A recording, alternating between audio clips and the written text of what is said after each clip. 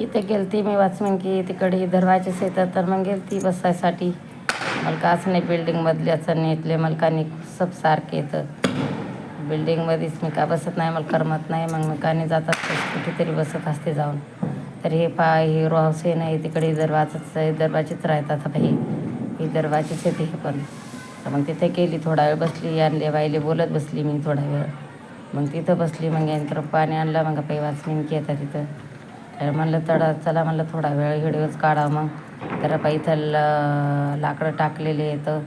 आणि तिथं का नाही तिनं त्या आईनं हे केलं म्हणजे इथं वाचमीन की येतं. तर त्यानं का नाही पाण्याला केले होते. मग मी थोडा वेळ काढत बसली. तर याच्यावर पाणी टाकायला येतं. 2,000 रुपये हप्ता आहे. तर ही माणसं केल्याच्या बाद मी घेतली. तर त्या रोहासातच बसेल होती. या बाईकडं बसेल होती रोहासा बाई पाणी आणून राहिल्या. त्या रोहासाकडं बसेल होती. रोहासातमध्ये म्हणजे मग दरवाजेच येतं. तर मग कसं वाटलं इकडं वातावरण. हे कानी इकडं आलेली आहे ना ते ध्रुवनगरी. तर इकडं आलेली शेळ्या चरत होत्या. तर बाई इथं कुत्रं पण होतं. तर काय मी म्हणलं इकडं म्हणत ना की जनावर आलं. तर मी म्हणलं तेच आहे. तर मग त्याच्यामुळं तिथं पायात बसली. म्हणलं कुत्र्यावानीच राहते जनावर ते जनावरसाठी. मग एका म्हणत थोड्या वेळ बसा म्हणत या म्हणत. ते म्हणलं नाही, म्हणलं आता घराकडे जाणार आहे म्हणलं मी. बसा तर म्हणलं नाही आता नाही बसत. तर त्याची लेक गावाकडे गेली म्हणून त्या करमत नाही काय नाही. खरंच इकडं करमायजोगं नाही बरं का. इकडं म्हणजे शेती आहेत आणि इकडं नेमकेच रो हाऊस कोणत्या बिल्डिंगी चालू झालेल्या आहेत इकडं. तर मग त्याच्यामुळं मग इकडं जास्त करमत नव्हतं. तर मग चटकन लगे घराकडं निघली मी. म्हणलं बाबा जाऊ दे इकडं काय करमत नाही. तर मग त्या म्हणू लागले की आता इकडं टाकून देणार आहे बाई मी रो हाऊस तिकडं. म्हणजे रो हाऊस येतं 4 तर मग तिथं वॉचमॅन की धरणार आहे मी. तर म्हणलं चांगलं होते रस्त्यावर येतं.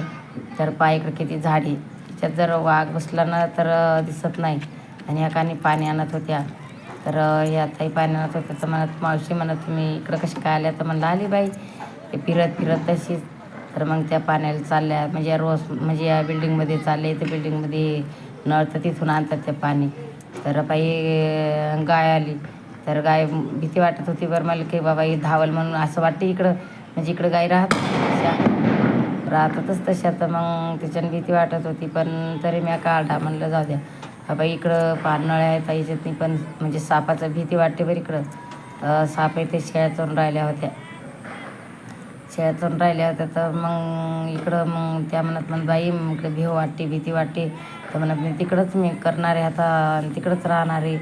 तर म्हणलं चांगलं आहे म्हणजे तिथं रस्त्यावर आहे ना इकडं खूप भीती सापाची भीती, वाघाची भीती. तर मग त्याच्याने भेव लागते म्हणत. मग तिकडंच पाहतो म्हणत थोड्या दिवसासाठी राहतो म्हणत तिकडं.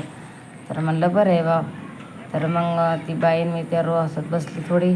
मग इथं कानी गोटे पाहू लागले. म्हणलं एखादा गोटा असला चांगला तर पाहावा. तर ते काय माझ्या ध्यानात आलं नाही म्हणून त्याच्यामुळं मी निघली इथून. तर मग इकडून मग मी आणला आता इकडून घराकडे जावं म्हणलं.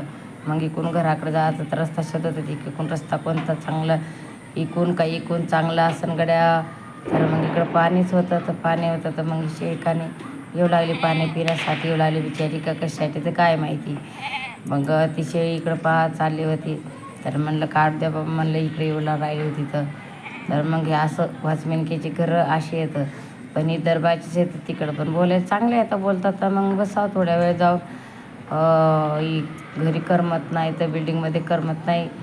तर घरात तर मग मी आणलं जाऊ दे तिकडं जा. तर बाई शेळीकाने बांधून